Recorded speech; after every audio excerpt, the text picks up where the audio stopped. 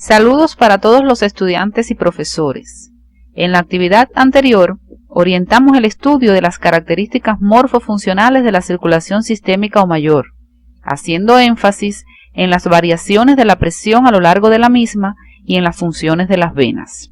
En la actividad de hoy, orientaremos el estudio de las funciones de los capilares sanguíneos, sitio donde se produce el intercambio de sustancias entre la sangre y el líquido intersticial, y las características morfofuncionales del sistema vascular linfático, así como las alteraciones de las fuerzas que operan en la membrana capilar o del funcionamiento linfático que constituyen la base de la aparición del edema, signo frecuente en la práctica médica. Después de haber realizado el estudio de estos contenidos, serán capaces de explicar las bases del intercambio a nivel de los capilares sanguíneos, así como las características morfofuncionales de las estructuras que conforman el sistema vascular linfático, lo que les permitirá comprender las modificaciones que se producen en el volumen del líquido intersticial, teniendo en cuenta los factores que intervienen en la dinámica capilar y el flujo linfático, así como los mecanismos que participan en la regulación de la circulación. El sistema vascular linfático es un conjunto numeroso de vasos de diferentes calibres intersectados ampliamente en su trayectoria por grupos ganglionares, a través de los cuales circula linfa desde los tejidos hacia el cauce venoso y luego al corazón. Las imágenes que observan ilustran redes vasculares linfáticas de la mano, el miembro inferior y la mama, a través de las cuales circula linfa desde estas regiones hacia el corazón. En este sistema, los vasos más finos se fusionan unos con otros a nivel de los tejidos y forman redes desde las cuales parten otros vasos más gruesos que convergen y forman troncos colectores, a los que llega la linfa de grandes regiones corporales, hasta que finalmente aparecen dos conductos linfáticos que desembocan en el sistema de la vena cava superior, el conducto torácico y el conducto linfático derecho. El conducto torácico se inicia en la pared posterior de la cavidad abdominal, mediante una dilatación denominada cisterna del Quilot o de Peckett. Desde allí se dirige hacia arriba, atraviesa el diafragma por el orificio aórtico y asciende por el tórax, pasando por delante de la columna vertebral, a la derecha de la aorta y por detrás del esófago, hasta alcanzar el ángulo yugulo-subclavio izquierdo, donde desemboca. Al conducto torácico vierten su linfa los colectores tronco yugulares reguladores de la circulación. Los mecanismos reguladores de la presión arterial actúan de manera integrada ante desviaciones de la misma.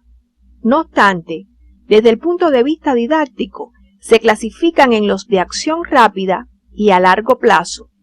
Los primeros actúan de forma inmediata ante una desviación de la presión arterial.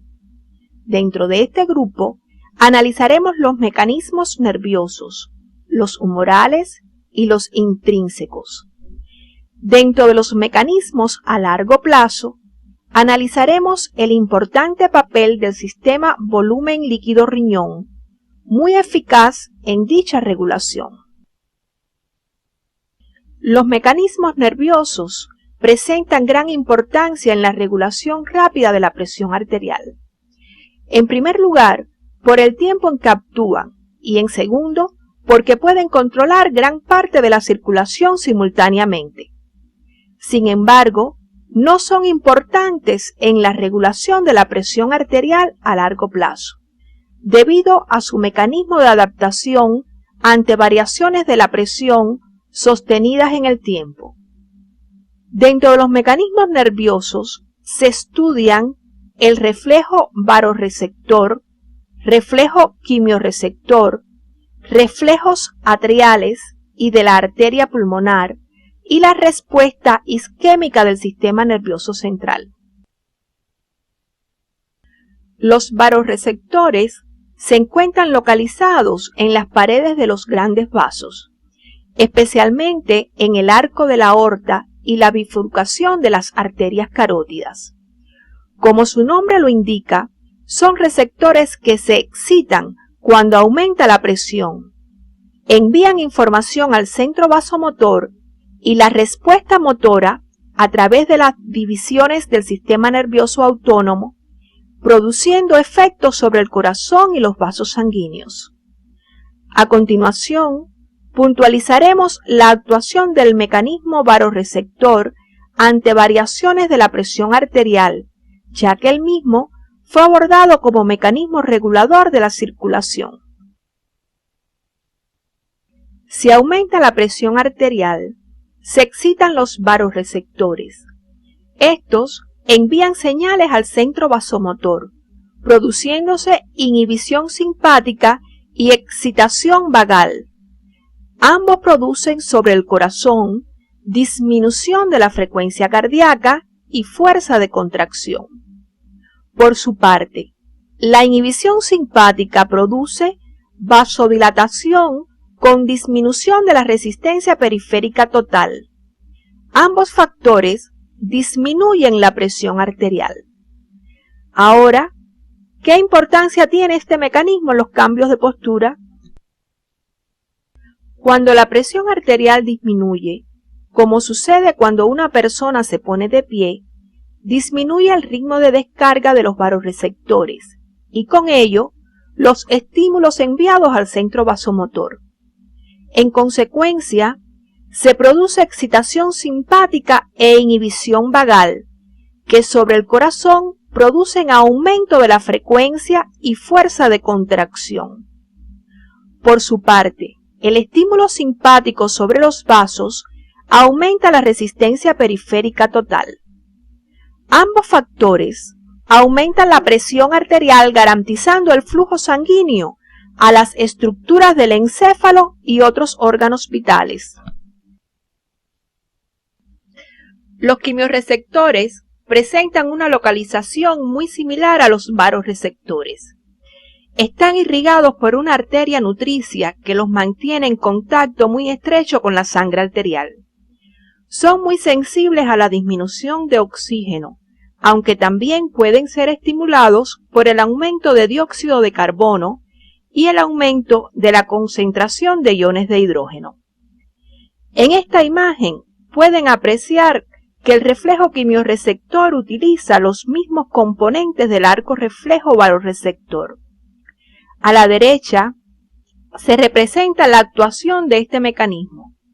Observen que la disminución de la presión arterial origina falta de riego sanguíneo con hipoxia en los quimiorreceptores, los cuales se excitan y envían señales al centro vasomotor, que desencadena una excitación simpática, produciéndose vasoconstricción con aumento de la resistencia periférica total.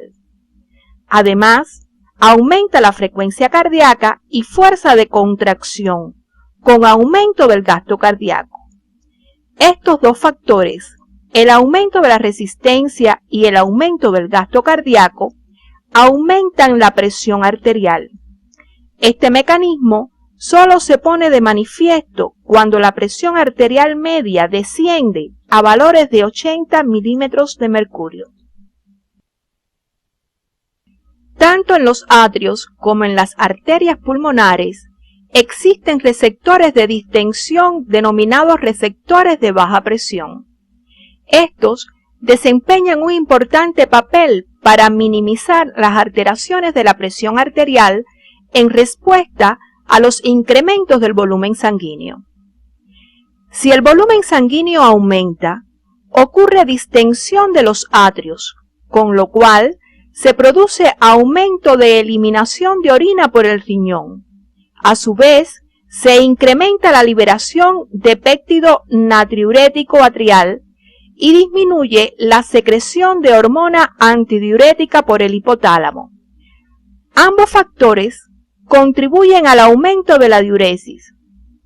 También la distensión de los atrios incrementa la frecuencia cardíaca.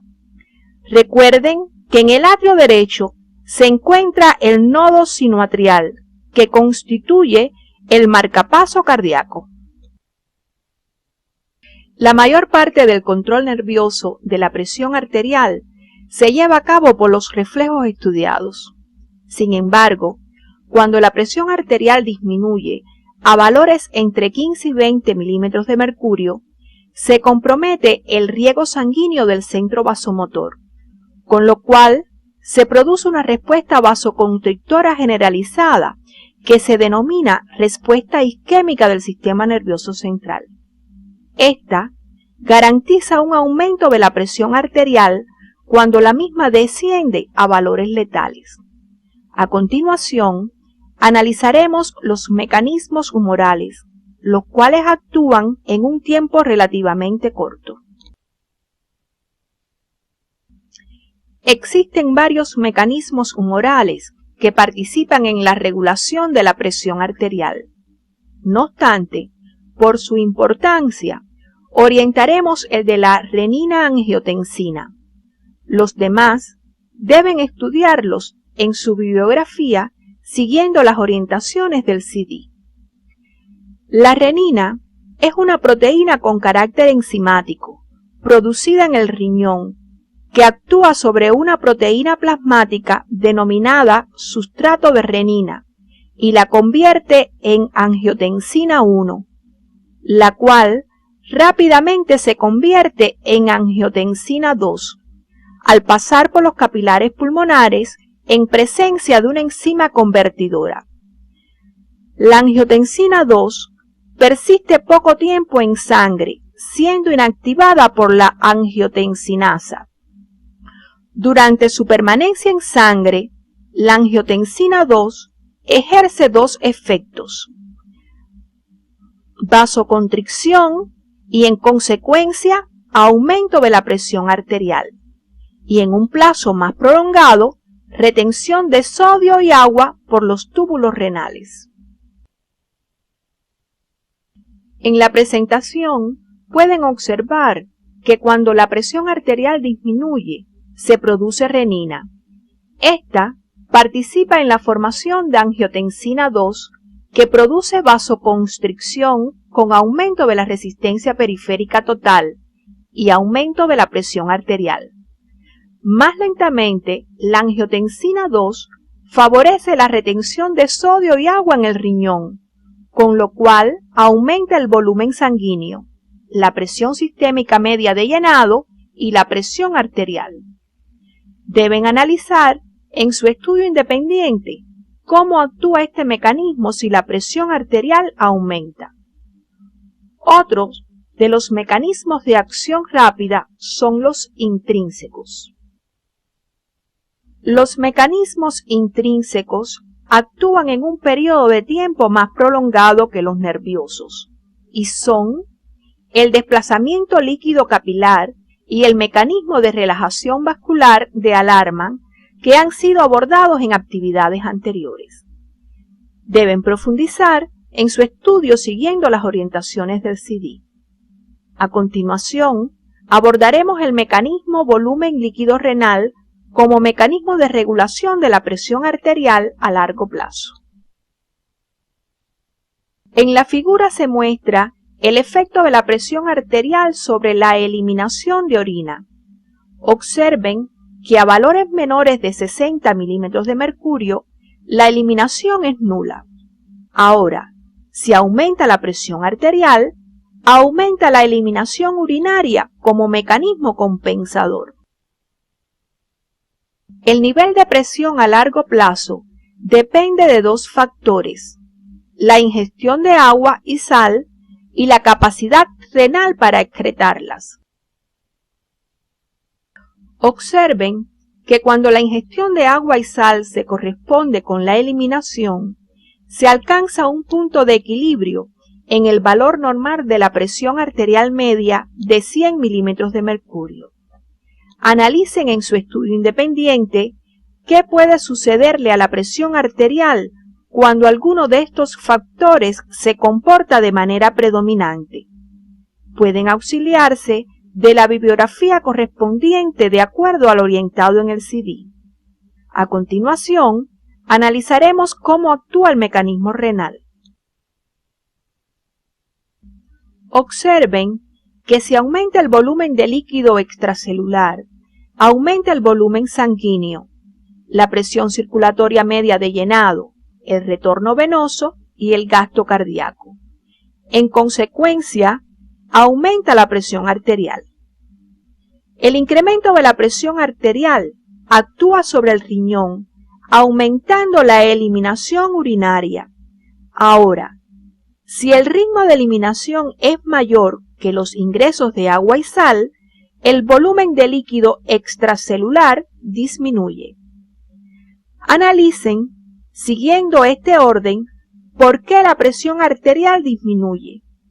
Este mecanismo se potencia por otros, como el mecanismo renina-angiotensina-aldosterona ya estudiado. Recuerden que los mecanismos de regulación de la presión arterial no actúan de forma independiente, sino de forma integrada. Les será de gran utilidad analizar otras situaciones, como es el caso de las hemorragias, considerando todos los mecanismos orientados, tratando de explicar desde el punto de vista funcional las manifestaciones producidas durante la compensación de la presión arterial. Existen dos métodos indirectos para medir la presión arterial.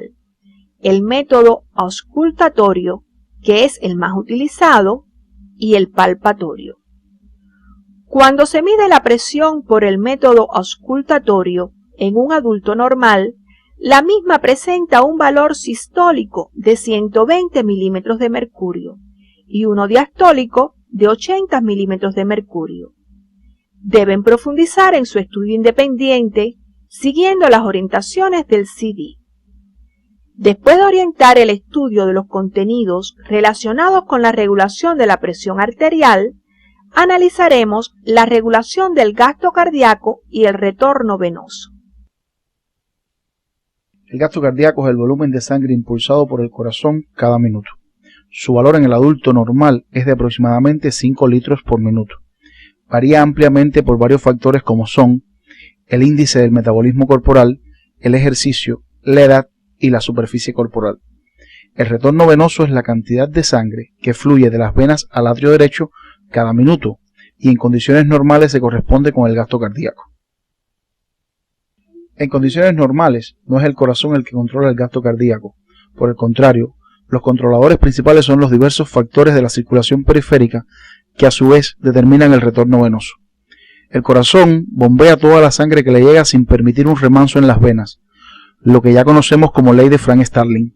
Así, cuando un mayor volumen de sangre ingresa al corazón, más se distienden las paredes del ventrículo, el que se contrae con mayor eficacia, impulsando todo el volumen. Además, la distensión de las paredes del atrio derecho aumenta la frecuencia cardíaca. Debemos puntualizar que el gasto cardíaco está determinado por la suma de todos los flujos sanguíneos tisulares que determinan a su vez el retorno venoso, lo cual se representa en la imagen de la derecha. Uno de los factores periféricos que determina el retorno venoso y a su vez el gasto cardíaco es la presión circulatoria media de llenado. Así, si ésta aumenta, también lo hace el retorno venoso y en consecuencia el gasto cardíaco. Existen dos factores básicos de los que depende la presión circulatoria media, que son la volemia y la adaptabilidad. En su estudio independiente deben analizar cómo varía el gasto ante las modificaciones de estos parámetros. Otro de los factores es la resistencia al retorno venoso, que forma parte de la resistencia periférica total. Si ésta disminuye, se favorece el retorno venoso. En consecuencia, aumenta el gasto cardíaco. En su estudio independiente deben analizar cómo influyen los fenómenos de autorregulación y el tono simpático de los vasos sobre este parámetro circulatorio. En relación con la presión en el atrio derecho, sabemos que depende del retorno venoso y de la eficacia de la contracción cardíaca. Después de estudiados estos contenidos, deben revisar el análisis gráfico del gasto cardíaco según se orienta en el CD. A continuación, analizaremos el comportamiento del gasto cardíaco en determinadas situaciones. Después de una hemorragia se produce disminución del volumen sanguíneo, de la presión circulatoria media de llenado, del retorno venoso y del gasto cardíaco. En consecuencia, disminuye la presión arterial. En dependencia de la cuantía del sangramiento y la caída de la presión arterial, se ponen de manifiesto una serie de mecanismos compensadores que explican las manifestaciones clínicas presentes en esta situación.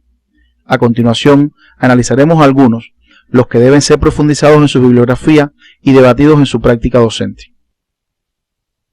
En respuesta a la presión arterial disminuida se desencadenan respuestas nerviosas que dependen de la cuantía de la hemorragia y la caída de presión, como son inhibición de los vasoreceptores, excitación de los quimiorreceptores y la respuesta isquémica del sistema nervioso central.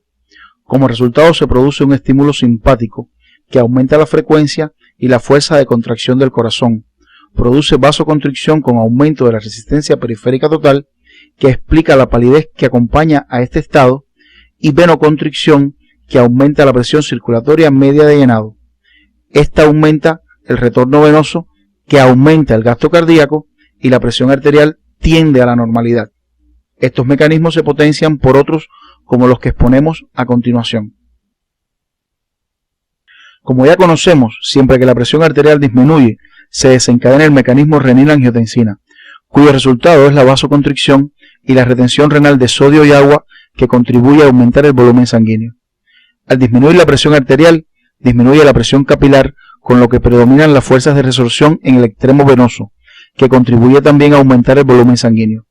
Al disminuir el volumen sanguíneo, los vasos se contraen alrededor del volumen, que queda poniéndose de manifiesto la relajación vascular de alarma inversa, lo cual contribuye al establecimiento de la dinámica circulatoria normal. Por último, actúa el mecanismo renal, donde producto de la vasoconstricción y de los efectos de la angiotensina 2, reduce la eliminación urinaria, contribuyendo a aumentar el volumen sanguíneo. En su estudio independiente, deben integrar estos mecanismos, así como el análisis gráfico, siguiendo las orientaciones del CD. El ejercicio muy intenso es la situación más estresante que afronta el sistema circulatorio normal, lo cual es motivado por dos razones. En primer lugar, porque el flujo sanguíneo a los músculos debe aumentar en proporción al aumento del metabolismo, y en segundo, por la gran masa muscular que compone el organismo humano. Sin embargo, la práctica de ejercicio físico sistemático y planificado influye de forma positiva en todos los sistemas del organismo. El aumento del gasto cardíaco en el ejercicio depende de dos causas fundamentales: el aumento del metabolismo y la estimulación del sistema nervioso simpático. La primera produce vasodilatación por autorregulación local, con la consiguiente disminución de la resistencia periférica total, con lo cual aumenta el retorno venoso, el gasto cardíaco y la presión arterial. El estímulo simpático al corazón aumenta la frecuencia de sus latidos y su contractilidad, lo cual contribuye también al aumento del gasto cardíaco. Por su parte, el estímulo simpático a los vasos musculares produce vasodilatación y a las venas disminución de su adaptabilidad, con aumento de la presión circulatoria media de llenado, aumento del retorno venoso y el gasto cardíaco. Es necesario aclarar que la presión sistólica aumenta, pero la diastólica tiende a mantenerse constante o disminuir. Por tanto, la presión diferencial o del pulso aumenta.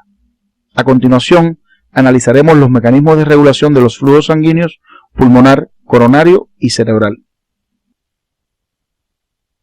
La mayor parte de las características de la circulación pulmonar derivan de su baja resistencia y gran distensibilidad, cualidades que le permiten desarrollar su trabajo con poco gasto energético y asimilar toda la sangre que le imponga la circulación sistémica. Como ya conocen, el ventrículo derecho impulsa la sangre a la arteria pulmonar. Esta sangre sufre el intercambio a nivel de los pulmones. El dióxido de carbono pasa a los alvéolos pulmonares y el oxígeno a la sangre, que es conducida por las venas pulmonares al atrio izquierdo. Luego pasa al ventrículo izquierdo para ser impulsada hacia los tejidos. En la imagen se resumen las características de la circulación pulmonar. Observen que sus vasos presentan baja resistencia y una gran distensibilidad, por lo que funciona a bajas presiones, con poco gasto energético y asimila toda la sangre que le impone la circulación sistémica, sin producir incrementos de la presión arterial pulmonar. Observen que las presiones arteriales son muy bajas si las comparamos con la circulación sistémica. Debido a estas bajas presiones, el flujo sanguíneo pulmonar se distribuye de manera desigual desde el vértice a la base pulmonar. En la imagen se representa el efecto de la gravedad sobre el flujo sanguíneo pulmonar. De esta forma se describen en el pulmón tres zonas. La zona 1, también denominada sin flujo, porque la presión alveolar es superior tanto a la presión arterial como venosa en todos los periodos del ciclo. La zona 2 es de flujo intermitente, es decir, pasa sangre en la sístole porque la presión arterial es mayor que la presión alveolar, pero todavía esta es mayor que la presión venosa, por lo que se colapsa en la diástole. En la zona 3, las presiones vasculares son siempre superiores al alveolar, por lo que siempre existe flujo. Ahora, ¿cómo se regula el flujo sanguíneo en los pulmones? En la imagen se compara la regulación del flujo sanguíneo en la circulación sistémica y pulmonar.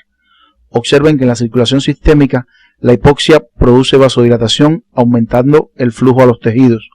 En el caso de la circulación pulmonar, la hipoxia produce vasoconstricción, lo cual tiene gran importancia, desplazando la sangre a regiones mejor oxigenadas. En la imagen se muestra el efecto del gasto cardíaco sobre la presión arterial pulmonar.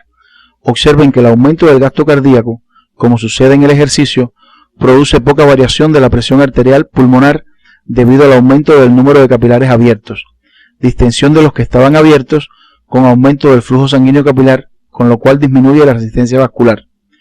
Por tanto, todo el pulmón presenta un patrón de zona 3, es decir, con flujo continuo.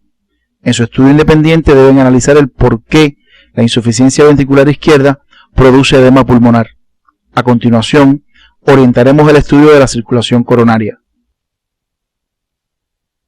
Una de las principales causas de morbilidad y mortalidad en el mundo es la enfermedad coronaria. Muchas de las causas que la producen son prevenibles a través de correctos hábitos alimentarios y de vida, de los cuales son ustedes los mejores portadores. Las características morfológicas de la circulación coronaria fue abordada en actividades anteriores. Por eso nos limitaremos a orientar algunos aspectos relacionados con la regulación del riego sanguíneo coronario. En el gráfico pueden apreciar el carácter fásico del mismo, es decir, disminuyen la sístole debido a la compresión de los vasos sanguíneos intramusculares y aumenten la diástole. Deben analizar la importancia del mantenimiento de la frecuencia cardíaca dentro de límites normales.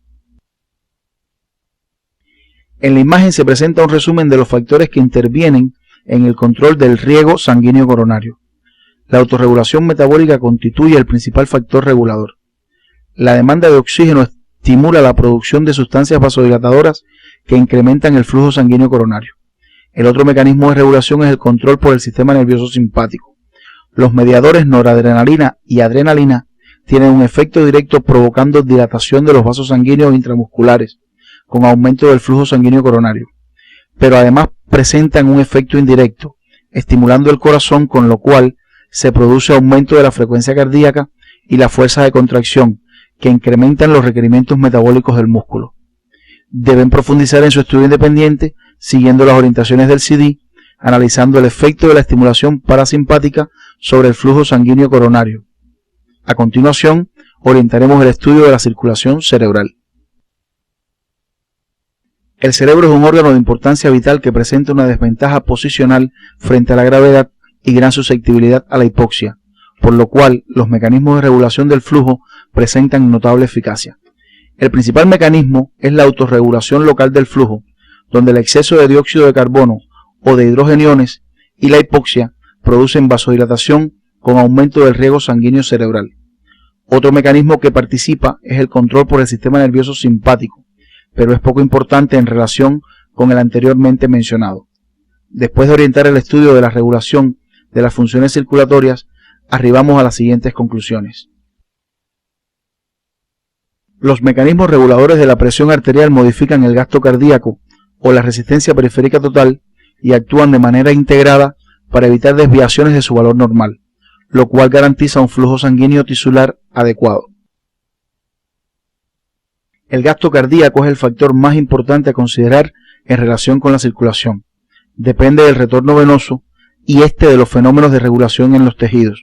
Por su parte, el corazón desempeña un papel permisivo en la regulación